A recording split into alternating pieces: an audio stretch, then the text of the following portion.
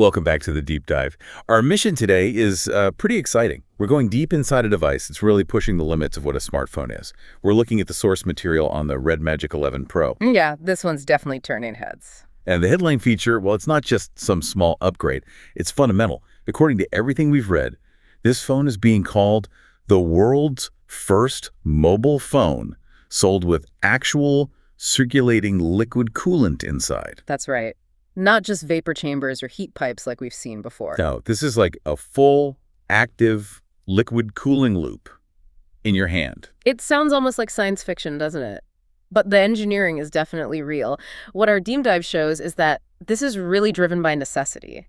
It's not just about hitting peak benchmark scores for, 10 seconds before the phone gets too hot. Right, the throttling problem. Exactly. This phone is built for sustained performance. Red Magic has basically taken cooling tech you'd normally find in high-end gaming PCs and, well, shrunk it down for a phone. To fight that thermal throttling and also long-term battery wear, right? Precisely. Those are the two big enemies of mobile performance.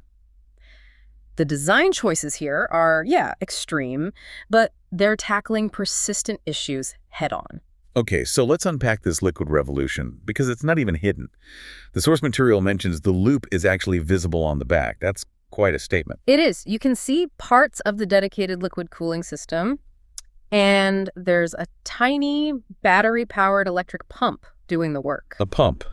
Okay, so that pump is actually moving the fluid around. Yeah, it actively circulates the coolant in a full cycle. It pushes it through the system under that silver panel you see, cooling the processor, battery, other key bits. Wow, so if you've ever built a custom PC, you'd recognize that setup immediately. Definitely. It's a dedicated active system, not passive heat dissipation. And that's just one part of it. Oh yeah, that's just the start. They've thrown in other high-performance tricks. Crucially, liquid metal. Right on the processor itself. Directly on the chip. Liquid metal, for anyone who hasn't spent a Saturday carefully applying thermal paste, it's basically the best stuff for pulling heat away quickly. Top-tier PC builds use it. Okay, so liquid pump, liquid metal, and the fan. Red Magic is known for its fans. And they've improved it here. It spins at a, frankly, staggering 24,000 RPM. 24,000. Yep. Yeah. And you can see the vents in the frame. It pulls in outside air, cools everything down the components, the surface where the liquid metal is doing its thing, and then pushes the hot air out the other side. So it's the combination, the pump, the liquid, the metal, the fan, all working together. That's the synergy. That's what really sets this phone apart from pretty much everything else on the market right now. That sounds incredible for keeping things cool, but it also sounds potentially loud. A pump running, a fan at 24,000 RPM. Did the sources mention the noise? Because that kind of active cooling usually isn't silent. That's a really important point. And yes, the sources were clear. When that fan kicks into high gear, you can hear it. It's described as a noticeable hum, maybe like a small drone buzzing. Okay, so it's audible. It is, but the system's smart about it. You get control. You can set the fan to only come on during heavy gaming, or maybe only when it's charging fast, or you can just turn it off completely if you want silence. So it's user-controlled. That makes the trade-off much more manageable. You choose when you need that peak cooling. Exactly. It's not constantly whining in your ear. Peak performance, peak cooling, when you demand it. So what's the real payoff for you, the user, then? Our sources emphasize this isn't just about benchmark numbers, right? It's about the actual experience. Totally. It's about preventing those performance drops. Getting smooth, consistent frame rates, no lag, even if you're gaming for hours straight. And you mentioned battery longevity, too. How does the cooling help there? Well, it's a really interesting side benefit. Cooler components are just more efficient. The source material had this great example. Running a super demanding task might drain this phone's battery by, say, 5%. Okay. But a similar high-end phone, without this level of cooling, might drain 15% doing the same thing because it's getting hot and having to throttle itself. Because it's struggling more. Right. The cooling lets the processor run optimally, closer to its ideal efficiency. It doesn't need to spike power draw as often. That means better battery life day to day and less stress on the actual lithium battery chemistry over the years. It's like a long-term investment in the phone's health. Which brings us straight to what seems like the biggest contradiction here. You've got physical vents for the fan, moving parts, a pump. How is this thing water resistant? Previous Red Magic phones weren't exactly known for shrugging off water. Yeah, that was always a weak point for gaming phones with fans. But this one hits an IPX8 rating. That's pretty serious water resistance. It is. IPX8 is proper submersion protection. The source materials even show tests with the phone on, fan spinning, while underwater. Seriously, underwater with the fan going. Yeah. Sealing a device with active air vents like that is a major engineering challenge, especially for a gaming phone that likely gets handled intensely. Okay, so IPX8 is a huge step up. But what about the X? IPX8. Ah, you caught it. The X means it hasn't been officially rated for dust resistance. So water's fine, but dust, maybe not so much. Essentially, yes. Red Magic calls the fan enhanced dust-proof, but physics is physics. If you're actively pulling air in through vents, you're potentially pulling in fine particles too. Like sand at the beach or construction dust. Exactly. The sources note that large debris, grit, sand, that's still a potential risk. It could gum up the fan or maybe even affect the pump system over time. So it's water safe, surprisingly so, but you probably don't want to drop it in a sandbox. That's the trade-off they made for the cooling then. Liquid safety over particle protection. Seems like it. It's specialized. And the reason for all this extreme cooling and the water resistance focus, the stuff inside must be pretty powerful. Absolutely top tier. We're talking the Snapdragon 8 Elite Gen 5. Which the sources are calling. Unequivocally the most powerful Android chip out there right now. Bleeding edge silicon.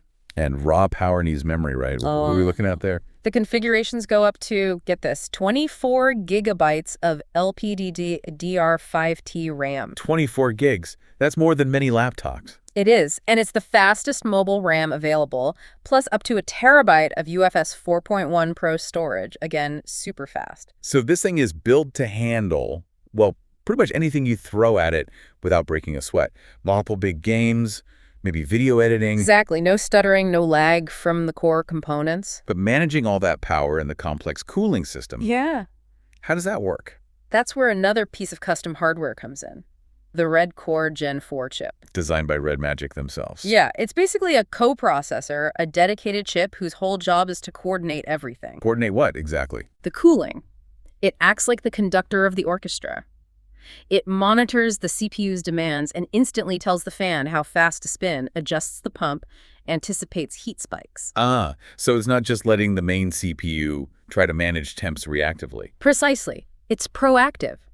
It ensures the whole cooling apparatus, the liquid, the fan, the pump, responds optimally in real time to keep performance pegged right at the peak without hitting those thermal walls. It's like having a dedicated pit crew managing your engine's temperature constantly. Okay, that makes sense. Now, shifting focus a bit to how it actually feels and looks to use. Yeah.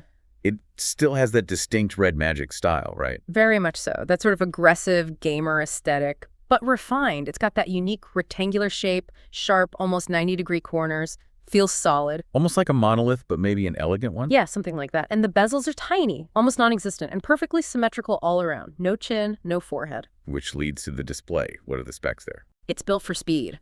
Large 6.85-inch AMOLED, high resolution, of course, 144 Hz refresh rate for smooth motion, bright 2, 1800 nits peak. But for gamers, the touch sampling rate is often key. And it's insane here.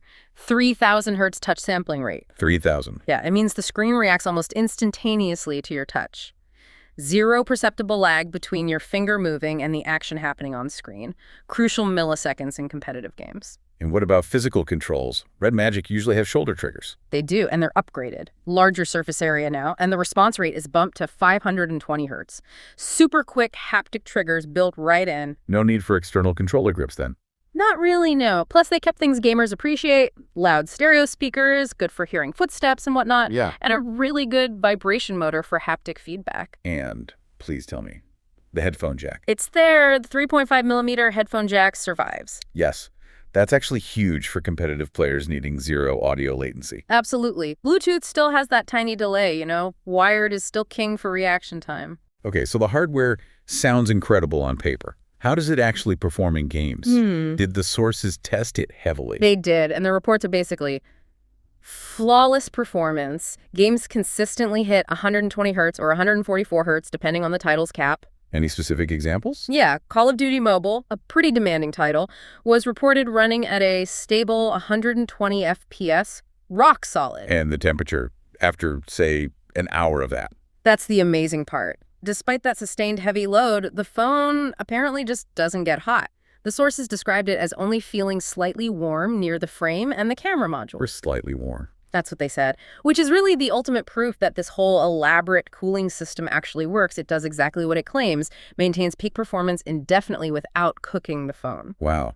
Okay, so to power all this, the battery must be huge. It is a massive 7,500 milliampere cell inside. 7,500? That's enormous for a phone. It definitely contributes to the phone's noticeable thickness and weight. But here, the big battery is part of the appeal, right? And like we discussed, the cooling helps it last even longer. Right, the efficiency gains. Now, charging that beast. Red Magic hasn't always had wireless charging, which was a common complaint. That's true. But they've fixed that here, big time. You get an 80W wired charger in the box, which is super fast. 80 watts, okay. But the really big news, the feature fans have been asking for, is wireless charging. Finally. Did they just add, like, basic 15W wireless? Nope, they went all in. It supports 80W wireless charging. 80 watts wirelessly. How fast does that charge that huge battery? According to the sources, it can fill that 7,500 milliamp battery from empty in just over an hour, wirelessly. That's actually astonishing for wireless. It really is. Plus, they added reverse wireless charging, too, so you can, top up your watch or earbuds by placing them on the back of the phone. Nice. So, addressing the lack of wireless charging and improving water resistance, yeah, it feels like they're really trying to cover the previous weaknesses. Definitely feels like they're aiming for a more complete flagship experience beyond just gaming. Okay, but there's always a trade-off, isn't there? Where do they compromise? Based on gaming phone history, I'm guessing. Cameras. You guessed it. That's the area where the specialization clearly shows. How are the rear cameras? They're functional, improved, apparently. A 50-megapixel main, a 50-megapixel ultra-wide, and a little 2-megapixel macro. They can do 8K video. So, usable for everyday snaps. Yeah, the sources say they're fine for general photos, and interestingly, the sensors are recessed under the back glass, so there's zero camera bump, completely flat back. That's nice for putting it down flat, but the trade-off, it's the selfie camera, isn't it? It is. To get that perfect, uninterrupted edge-to-edge screen, no notch, no hole punch, they use an under-display camera, or UDC, 16 megapixels. Ah, and UDC tech is still, let's say, developing. That's putting it mildly. The issue is that layer of screen material over the camera lens. It diffuses the light coming in. So the selfies look. Well, the sources confirm they look hazy, kind of blurry, even in good light, described as not the best and comparable to maybe a budget phone from a few years back. Ouch. So that's the price you pay for the perfect screen. Exactly. It's a necessary limitation they accepted to deliver that uninterrupted visual experience for gaming. If you take a lot of selfies or do video calls where quality matters, the sources basically say this phone is probably not for you. It's a clear deal breaker for some. So summing it all up then, what we have is this highly specialized machine. World-class sustained performance, thanks to actual liquid cooling with a pump, a super fast fan, the best chip, loads of RAM. Right, plus that amazing screen and the improved charging. But it comes with intentional trade-offs, no official dust rating, and a pretty compromised selfie camera experience. Exactly. It knows what it is and who it's for. And the final piece of the puzzle is the price. All this cutting-edge, slightly crazy tech, how much does it cost? This is where it gets really interesting. The starting price mentioned is $26.99 AED. Which translates to roughly around $730 US, give or take. Wow, okay, $730 for a phone with the absolute latest Snapdragon chip and a unique active liquid cooling system. That's actually very competitive, isn't it? Extremely competitive. When you look at other flagships with the same top-tier processor, they often cost significantly more, and none of them have a cooling pump inside. It positions the Red Magic 11 Pro as a serious disruptor. That price really underscores the specialization, doesn't it? It really does. And it points to, I think, a shift in what some consumers want. This phone is all about priorities. If you value that peak, sustained speed, and the totally clean screen above all else more than dust-proofing or perfect selfies, then this delivers incredibly well for the money. It's a statement about niche performance becoming more mainstream, maybe. Perhaps. The fact that this kind of specialized engineering, active liquid cooling, custom co-processors is appearing at this price point suggests there's a growing demand for these non-compromised, focused mobile experiences. So the final thought for you, the listener, is maybe this. This phone shows manufacturers are willing to get really creative, even putting literal water pumps inside to solve core performance problems. Right. And if they're willing to do that and sacrifice things like the selfie camera quality to achieve maximum speed, What does that say about the future? What other standard features might we see compromised or changed in the quest for specialized ultimate performance in our pockets? That's definitely something to mull over next time your own phone starts to feel a bit sluggish during a long session.